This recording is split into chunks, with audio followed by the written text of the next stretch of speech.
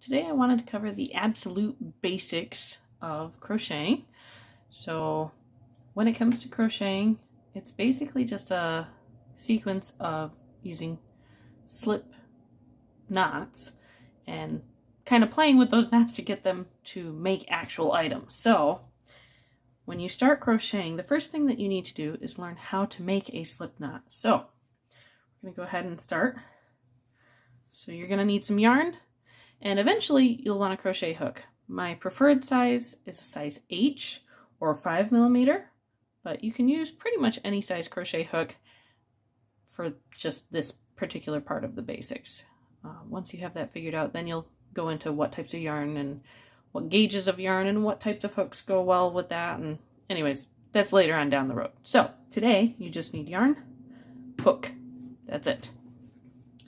So when you have your yarn, go ahead and lay it straight like that. And then you're going to just kind of drag that one over so that you have a loop. So this piece is on top, comes all the way around, and it goes under there. Then you're going to grab over here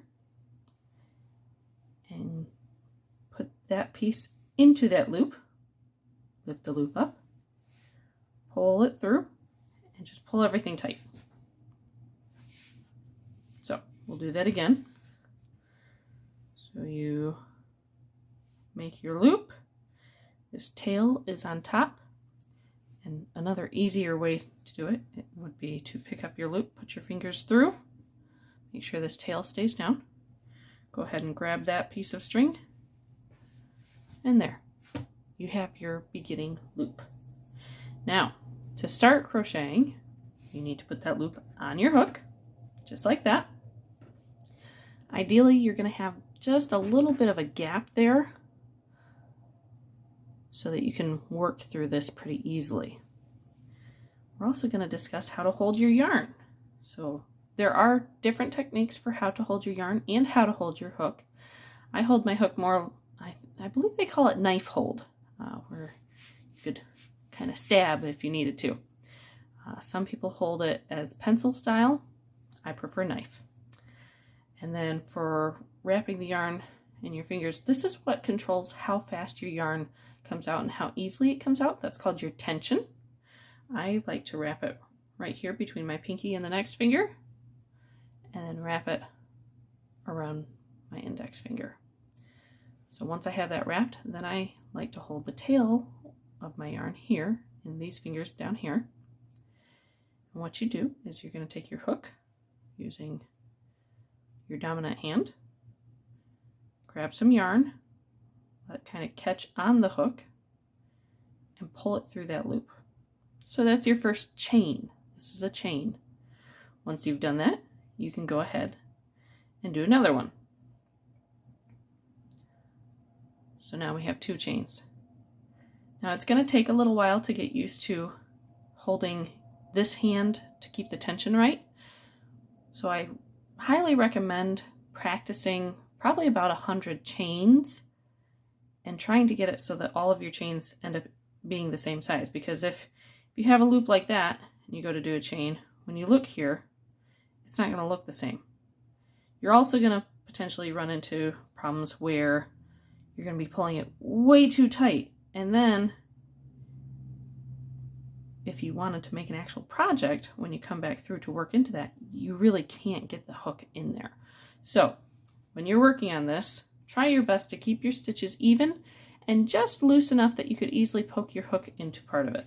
So I'm going to go ahead and do a chain of 80 because I'm using it for a project in a little bit, but that'll give you an idea of how it should look. So we're on 3, 4, 5, 6, 7, 8, 9, 10, 11, 12, 13, 14, 15, 16, 17, 18, 19, 20, 21, 22, 23, 24, 25, 26, 27, 28, 29, 30.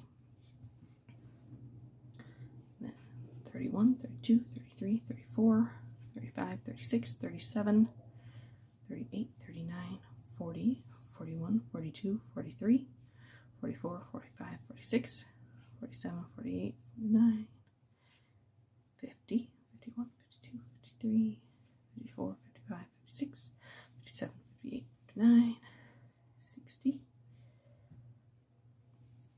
61, 62, 63, 64, 65, 66, 67, 68, 69, 70, 71, 72, 73, 74, 75, 76, 77, 78, 79, 80. So there's my 80 chains. And this is basically the foundation to most of your flat pieces and even some of your round pieces that you would potentially be crocheting in the future. So definitely want to work towards getting it so that when you look at these, they all look approximately the same width. There's no large gaps, but they are loose enough that you can take your hook and stick it into a portion of the stitch without too much trouble. So that is it for making a slip stitch and, making a slip knot and making a row of chains. If you have any questions, feel free to comment, or if there's something else you want to see in my crochet basics, feel free to let me know of that as well. Thanks for watching.